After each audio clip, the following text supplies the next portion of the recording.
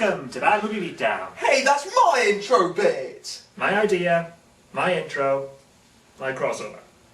Fine, fair enough. Hi! Bye! Thank you. Today we're reviewing Texas Chainsaw Massacre: The Beginning. The Texas Chainsaw Massacre: The Beginning is one of many Michael Bay-produced remakes made through his production company Platinum Dunes. They've made attempts to resurrect various horror franchises such as Friday the 13th, A Nightmare on Elm Street and The Hitcher. Oh, and the Amityville Horror. Where did you get that? Poundland. Exactly where these remakes deserve to be. 2003's The Texas Chainsaw Massacre was one of their earliest and more successful reboots, so it's no surprise they did a prequel in 2007. It's directed by Jonathan Liebesman, who is fast becoming one of my most hated directors, having done the previously reviewed Darkness Falls and the loud, obnoxious action film Battle Los Angeles, which I feel is one of the worst films of 2011. He's a hack who borrows from other better directors with no original flair of his own. Which makes him the perfect director to ruin a horror franchise. As you may recall from my Problem with Horror Films remakes video, I personally feel that these remakes make a critical mistake in trying to make the killers sympathetic by giving them backstories. When we learn more about the killer, including painfully trite parental issues in an attempt at pseudopsychology, we know far too much to take them seriously as boogeymen. So that means we have a fundamental problem right from the start with the beginning, where the premise is to explain the birth of Leatherface, and that's the thing I don't want in a remake. So let's soar into this abomination! Seriously, you going with that? Don't judge me. So the film begins with the birth of Leatherface in 1939 because this is the beginning, and he's born in a meat plant because, I don't know, the original had a meat plant in it? We can't think of new themes for our prequel, so we'll just borrow them from previous installments of the franchise. So we have this woman packing meat when it turns out she's going to make a delivery of her own. Oh, nice. Water breaking mixed with blood. Why did we need to see this? Because gore sells! I'm ignoring you. Oh no, it can't be a normal birth. He has to be some unspeakable abomination because that's way more scary. Ooh, it's a boy! It's a puppet! And a woman hunting for meat in the rubbish ends up finding Leatherface and takes him in. He's so beautiful. That's the ugliest thing I ever saw. Guys, just because you backlit him doesn't mean we can't tell it's R. the Ermey. We saw the first one! So we get an attempt to duplicate the original film's opening credits, while at the same time trying to show Thomas as he grows up. Remember the original Texas Chainsaw where we knew fuck all about him and he never took off the mask? Okay, he did in the remake, and we saw he had a deformed face, but as far as I'm concerned, even that was too much. The opening also references the fact that the town in Texas has economically collapsed and that the Vietnam War is going on. But who cares when you can blatantly lift the opening from 7? We eventually reach July 1969, where the meat plant has been condemned and shut down. Not that that stops Leatherface, who has taken a job in it. Funny, I never figured Leatherface as being the sort of person who could hold a steady job. The plant's owner sends in a worker to get Leatherface to go home. You know, because he's not technically Leatherface yet. We ain't packing no more meat. Ain't killing no more animals, so you just leave the equipment. You just get on home now, okay? You gotta get the hell out of here, you dumb animal! Why would you call someone that size a name? He's a giant and he has a weapon. He looks like he would wear your skin as a trophy. And that's what he does! But no! Leatherface drops his cleaver and goes home. We're introduced to our main characters by the name of... Hold it, Manny. I think you're being far too kind in referring to these cutouts as characters. They're nothing but bits of meat. They're to be killed off one by one. So I say we treat them as such and just assign them a number. Okay then. Presenting Dead Meat 1, played by Jordana What's-Her-Face, one of only 2 recognisable actors in this crap. She's no doubt wishing for a Fast and Furious sequel right around now, and her sole characteristic is being in love with Dead Meat number 2. You're up, Welshy! Yes, Dead Meat 2 is a soldier who fought in the Vietnam War and wants to go back to do more fighting. He's really in love with Dead Meat 1, and has a brother in the form of Dead Meat 3. You're gonna love this. Can I look? Yep. Eric, you got that from a Cracker Jack box. I need 17 batches to find the one I wanted. Oh, and he has a wedding ring, just like Kemp did in the remake. So I guess these characters are the Kemper and the Erin of this version. And at times like this, it does make me wish I was staring at Jessica Biel's ass. Dead Meat number 3 is brother to 2, and he doesn't want to go back to the war, shock horror, because he's too busy being in love with Dead Meat number 4. Dead Meat 4, right from the start, you can tell, has no chance of survival because she is promiscuous, kinky and blonde, which means instant death, and she has the personality of a bowl of milk. I mean, I just keep thinking, how does the person go back there? You know, I need to... I know what you mean. After 5 movies already, why would any sane person keep coming back to this franchise? Dude, I think he's talking about Vietnam. There's not much between them, really. Back at the factory, Leatherface is angry about losing his job. The hell are you still doing here? You and your family are the only ones stupid enough to still be living in this town. You kind of belong in this shithole. And again, he insults Leatherface. Why? Why do that? He looks like he's gonna kill you! And sure enough, he does, repeatedly bashing the boss's legs with a sledgehammer before eventually striking him on the head. It's an incredibly long, over-glorified sequence that only needed one hit to tell its story.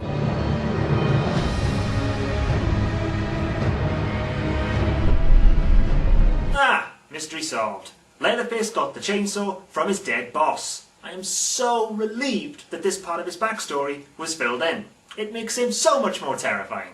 Like the characters in the remake, our meatbags are on the road, only now there's 4 of them, not 5. Which, I guess, makes things mildly different.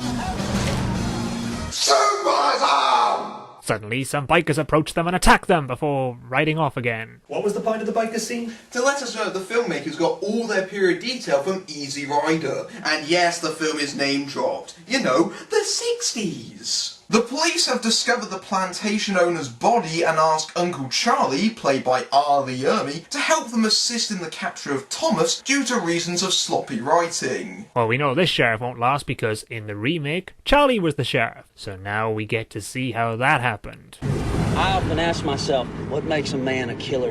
And I don't mind saying, you raised that retard right. Me and you, we ain't taking this drive right now. You can't have a creature like that around normal folk. That's what I'm saying. He ain't retarded. He's misunderstood. They're talking about Leatherface like he's some sort of monster, but because of that opening sequence, that aura is long gone. And stop shooting R. Lee Ermey like it's some sort of big reveal. We know he's in this movie. They managed to find Thomas, and even though Charlie was brought to calm Thomas down, the sheriff decides to leave Charlie in the car with his shotgun. You know, because you might not need that when you're confronting the 7-foot-tall murderer with a chainsaw. This leaves ample time for Charlie to sneak up on the sheriff and blow his brains out. Charlie then takes the sheriff's identity, putting on the hat in slow motion to show that this is a very important moment. You mean he wasn't a real sheriff? Well, colour me shocked! Ladies love men in uniform. Ew, why did he need to do that? Because he's evil! That's why. The following day, the group stop at a diner owned by Luda May, one of the Hewitt family. There, they encounter the bikers again. Me and Dean are going to Mexico, and he's not going to go to Vietnam. What do you have to say? I said go. Then why are you letting Eric go back? It's just in him. I'll give you something long enough. Eventually start to like it. Jump scare! They leave, but the female biker follows them because she hates them, I guess? God, Jesus Christ, don't pull over! Really? You don't say! In a needlessly gory scene, they crash into a cow, causing the car to flip over. Poor cow. And now we know where Rob Zombie got the same idea for Halloween 2 from. And the less said about that, the better. They wake up bloodied but alive, but 2 notices that 1 is missing because she's somehow waking up in the field. How the hell did she get there? If she went through the windshield, wouldn't she be a lot more injured than that? The female biker holds them up at gunpoint when Charlie arrives, posing as the sheriff, and promptly shoots the biker. So she was going to kill them, and now she's dead herself. And we're supposed to care? And as you may have guessed, Charlie uses his role as the sheriff as an excuse to act out his violent desires. Come on now.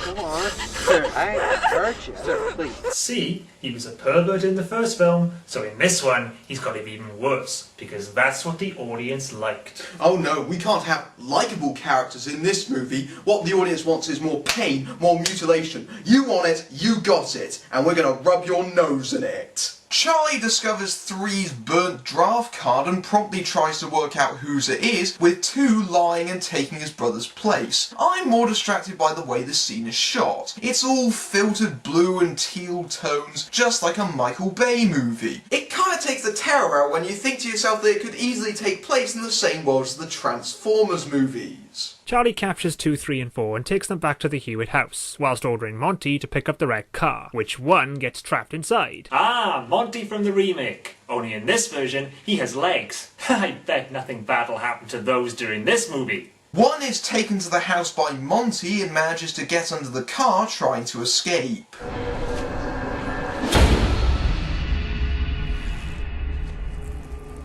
You little bastard, I know you got more in there. Stupid jump scares. Monty might as well be pissing on the original's grave. It's just a stupid attempt to gross out the audience. Well, at least until they bring out the buckets of blood, then they can really gross them out. 1 manages to run away to try and get help, but 2 and 3 aren't so lucky, getting strung up and tortured by Charlie's drill sergeant routine. Basically, the next 15 minutes are going to be spent torturing these characters. Gee, I wonder if they're trying to cash in on the torture porn craze. Hostel and Saw have a lot to answer for. Hey, I like Saw. Alright, fine, I won't argue with your terrible, terrible taste, but you've got to admit those films have had a horrible influence on the genre. Exactly. I win. People are gonna come looking for him. I know it. Boy, are you dumb. Nobody's gonna miss those creatures, not one person. Not now, not when they're gone. So they don't have any friends or family, really? They're getting more one-dimensional by the minute. Charlie wraps 2 up in cling film, which suffocates him, whilst 3 begs for Charlie to give his brother some air. The film then finds itself in this tough spot many prequels find themselves in, by trying to build up tension for these characters when we know none of these characters are going to survive. 3 confesses his true identity, saving 2's life, but bringing Charlie's wrath upon him, as he forces him to do push-ups in an overly extended scene. Something I've noticed from the get-go was that Charlie, who had a minor small role in the remake, but was very popular, has now become pretty much the star of this film. The main heroes aren't the couples, it's the Hewitt family, or more specifically, Charlie.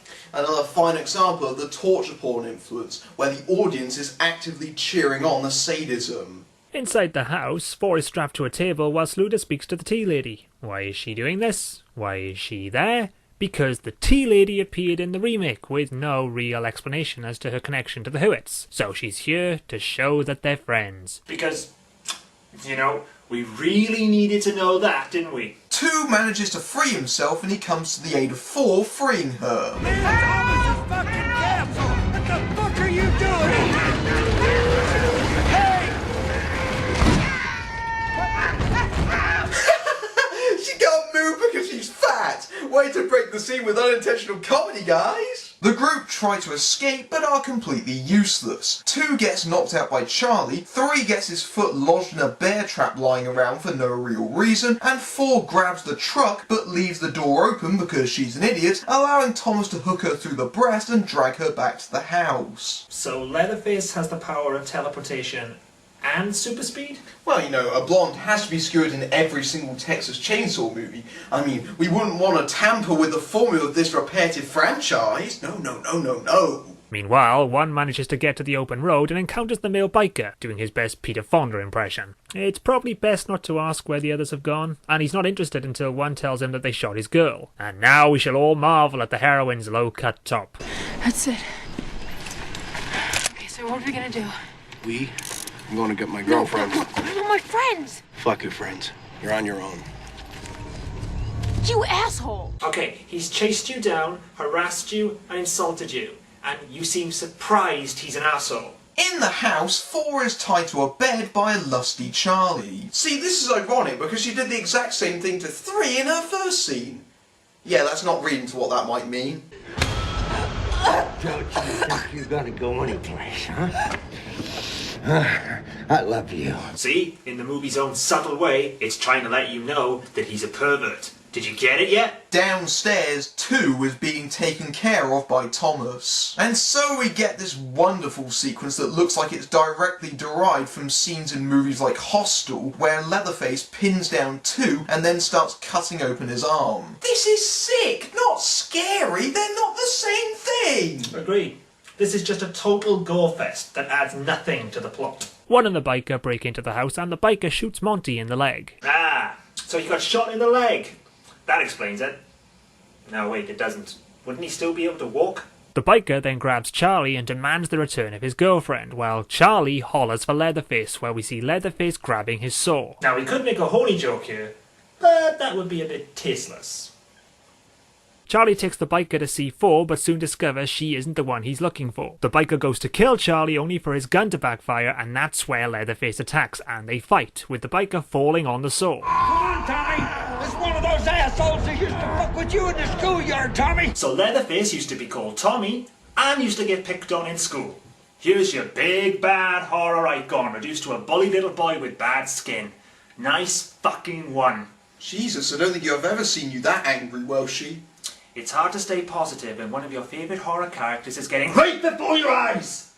We really need to stop with these sexual innuendos. God knows what they're thinking in the next room. I think he's raping him. Shouldn't we call the police? Nah. So, Leatherface saws the completely useless and expendable biker in half, shown in loving detail. We never saw anything like this in the original, and it was much better for it. Why show it? What purpose does it serve? The original famously only used 2 pints of blood.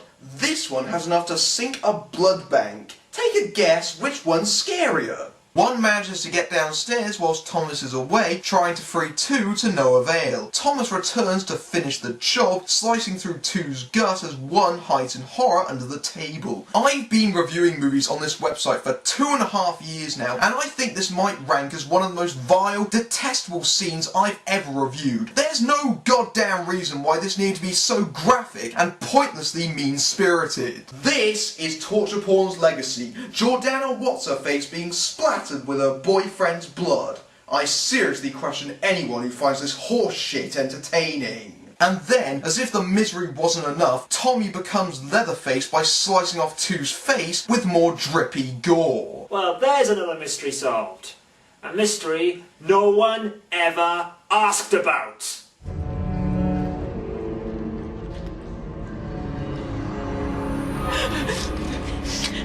Wow, a remarkable moment of restraint there, and it was all the more scarier for it. Oh wait, never mind, I forgot this movie was made by a complete hack. She manages to escape, getting to a door, but the screams of 4 prevent her from escaping and she turns around. I'm sorry to tell you this, dear, but sometimes the only option is to run away and come back with help. But nope, you're dead meat, so just wander back into the house and die like the carcass you are. Upstairs, Monty is still in pain from being shot, so Charlie comes up with the stupidest solution to this problem ever, sawing off Monty's legs. Both of them! Over a gunshot wound! Why? He didn't have legs in the remake. This explains why.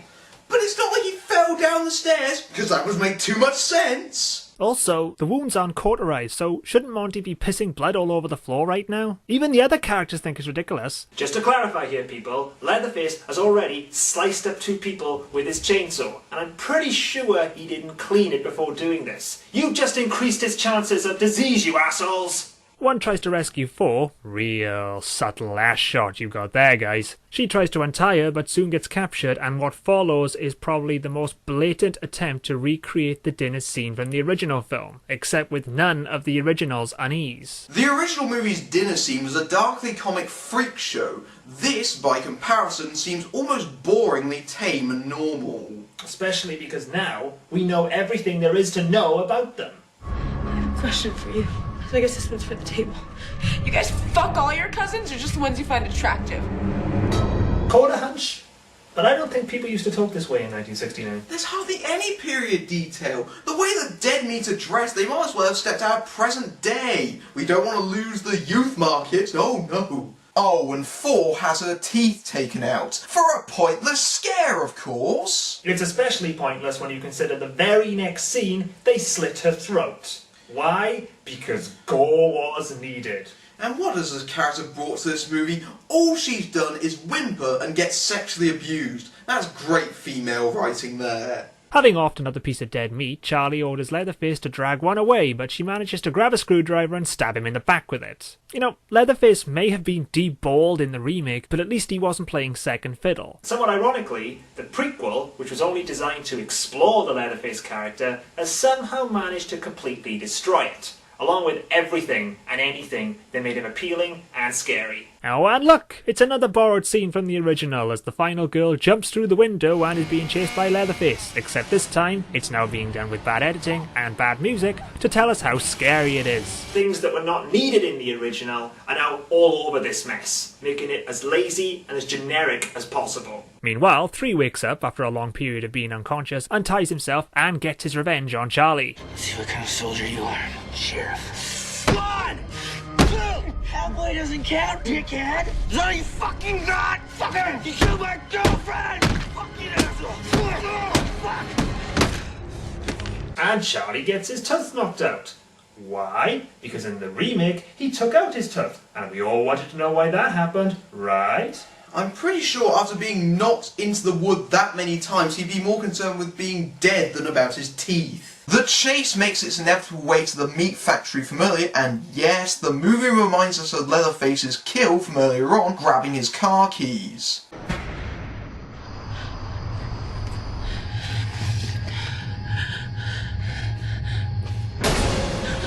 Jump scare! I just realised something. For a big man, he can move incredibly quietly. He's like a 7-foot ninja. And because this movie still isn't gory enough, one hides in a tank full of blood and gristle as Leatherface approaches. She slashes at Leatherface, but gets grabbed as 3 arrives to save her.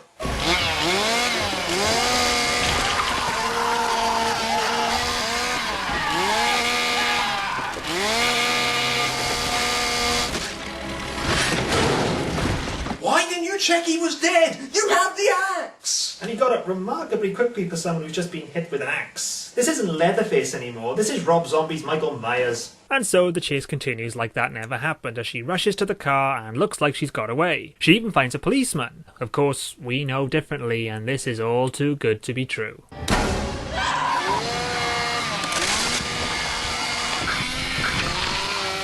A guy the size of a giant was somehow hiding behind her with his chainsaw and she didn't see him?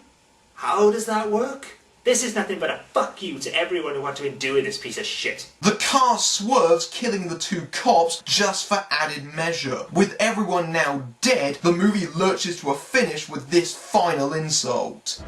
From 1969 to 1973, the Hewitt family murdered 33 people across the state of Texas. To this day, their killing spree is universally considered one of the most notorious and perversely sadistic crimes in the annals of American history. The Texas Chainsaw Massacre. And you dare to close off this movie with a piece of real-life narration when we've just seen a giant hiding in the back of a car? Fucking pathetic.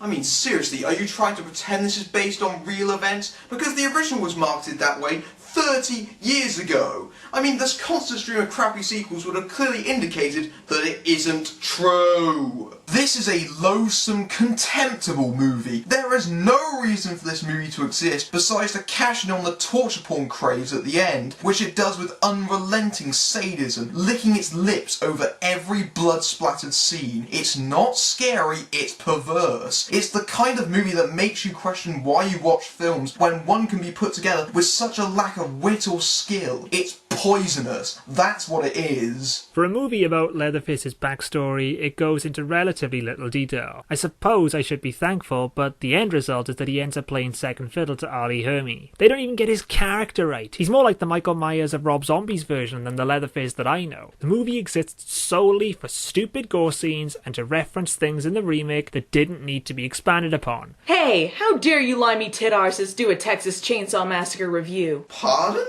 I did Return of the Texas Chainsaw Massacre earlier this week, and I did the third one. You're stealing it from me. No, ma'am, we're not. You're trying to steal my thunder. What? No! And actually, we filmed this back in July, and technically we did it before you. And even more, you're filming a cameo for it, so you knew about it. Shut up, or you'll get the shocker.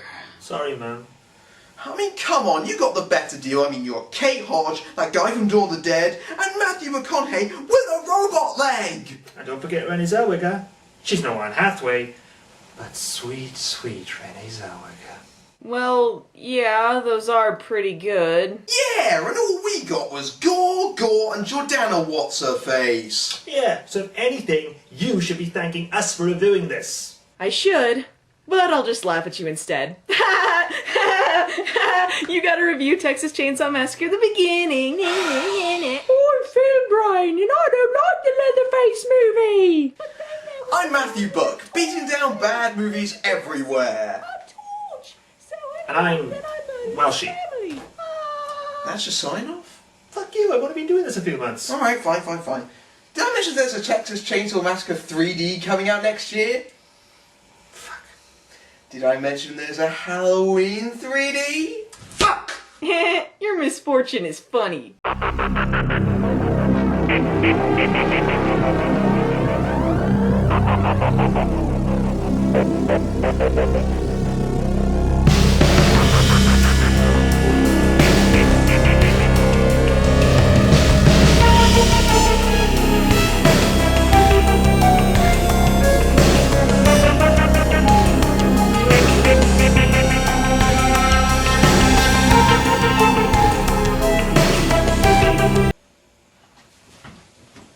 Hey guys, I'm here for my cameo! Get out! That's quite alright. They didn't ask me either to be in this video. No. I understand, but I still don't like you.